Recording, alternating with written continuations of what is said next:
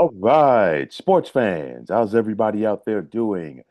William Martin coming at you one more time here on YouTube with another edition of the 300 Pounds of Sports Knowledge Podcast. So, the business of football never stops, especially when one of those 32 entities in the National Football League is about to have a new owner. It's a good time to be a fan of the Seattle Seahawks, as you just saw your favorite team win the Super Bowl for the second time just a couple of weeks ago. And that championship could also help to factor into how much that this franchise will get sold for. Now, when former Seahawks team owner Paul Allen passed away back in 2018, we knew that this day was coming when the franchise was going to have to be sold. Reports of that sale price possibly fetching north of 7 billion. And you got to wonder, is there going to be a bidding war for the purchase of this team? Now, I'll get back to that in a minute, but one thing for me, clearly the Seahawks are going to have a new owner. Would that person tinker with the sauce in Seattle? And the reason why I say that, for about the past 2 decades, the Seahawks have been one of the more consistent franchises in the National Football League. They have two Super Bowl championships in the last 12 years, three Super Bowl appearances rather in that stretch, and a fourth when you want to go back to the 2005 season. And of course, all of this, came on the watch of Paul Allen and of course the Allen family, who has overseen things since his demise. And of course, what also led to the Seahawks' success under Paul Allen was that he was a native of Seattle. He loved this team. It also helped to lead to his purchasing the team in the late 1990s and keeping this team in the Emerald City. And, one of the first things he did for the Seahawks was to build them a new home. They played in the Kingdome for years, but Lumen's Field, which it is now referred to, opened up in 2002, and Allen built a venue that was going to give the Seahawks a huge home field advantage. And that has been the case for the Seahawks at Lumen Field, as it's structured in a way where the fans are on top of the field. And even though that this is an open air venue, the stadium is structured in a way where the noise stays there, which works to the favor of the Seahawks. You just think about it. How many opponent false starts have we had in Seattle since the Seahawks have been playing at Lumen Field? It's a lot. Okay. I bring this up because Lumen Field is nearly 25 years old.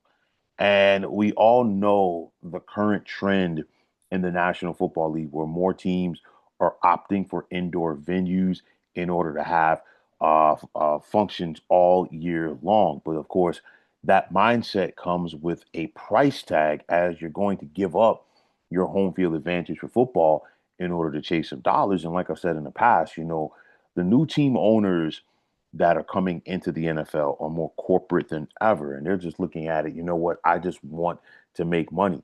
Paul Allen wanted to make money, but Paul Allen also wanted to win. It's one of those where you just got to wonder, since Paul Allen made the switch from going indoors with the Kingdome to an outdoor field, would that change up with new ownership? We've got to wait and see. Now, winning the Super Bowl earlier this month did help, in my opinion, the Seahawks sale. Of course, a lot of people are talking about them. They're on the tip of everybody's tongue, you name it. But championship aside, we've also got to factor in the Seattle market. Not the biggest market, but definitely not the smallest. Okay, along with the current and future media deal of the NFL, that's going to factor into things as well. And even with the circumstances surrounding it, it's still a good time to cash in on the sale for this sale because all of the proceeds are going to be going to charity, and I'm sure they're going to be going to some good causes, and there are some good organizations out there who are definitely going to be benefiting from this. Also, from the standpoint, I'm from the standpoint that I'm really interested to see if there was going to be a bidding war for this franchise and what is going to be the final price tag at the sale. So 3 years ago, when the Washington Commanders was sold to Josh Harris and Company, they went for 6.05 billion. More some notable other recent purchases of NFL franchises. Um, David Tepper bought the Carolina Panthers for more than 2 billion back in 2018. The Denver Broncos were sold to the Waltons for more than $4.5 billion. I truly do believe that we are going to see the Seattle Seahawks get sold for north of $7 billion. According to Forbes, they're valued at about 6.7 billion right now.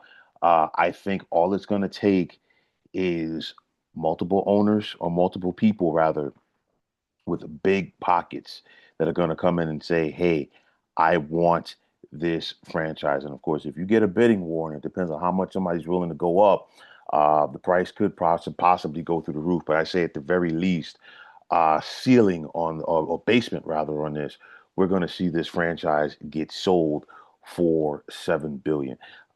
It's one of those where you know what, at the end of the day, uh, the Seahawks have shown, and Paul Allen showed that you know what, in the right hands, this can be a special team, and this could also be a very special place, and that is what he made the Seahawks to be, and hopefully in the hands of the next person who owns his team, they'll allow that to once again or continue to be the sake. It's one of those where, John Schneider has run this front office for quite some time now, done a phenomenal job. The Allen Trust, if you will, has continued to keep the machinery going following Paul Allen's death.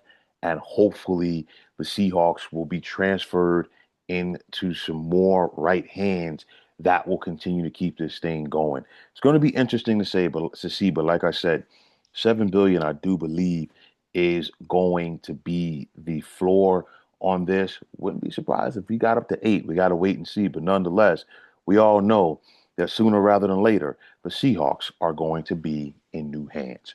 But folks, that is going to wrap it up. And as always, I want to take this time out to thank each and every one of you for checking out the 300 Pounds of Sports Knowledge podcast here on YouTube. And as always, if you like what you heard and saw on this podcast, you know what to do. Just hit that like button as well as subscribing to this channel. And like I always say, it's greatly appreciated.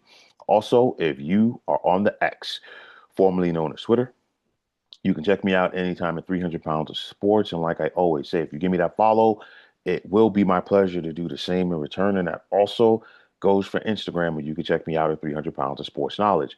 Also, if you are on Facebook, definitely be sure to check out the Sports Depot 365. And as far as I'm concerned, one of the better sports groups going on social media. But until next time, fine folks, my name is William Martin, and I am signing off. And I'm saying thanks once again for checking out the 300 Pounds of Sports Knowledge podcast here on YouTube.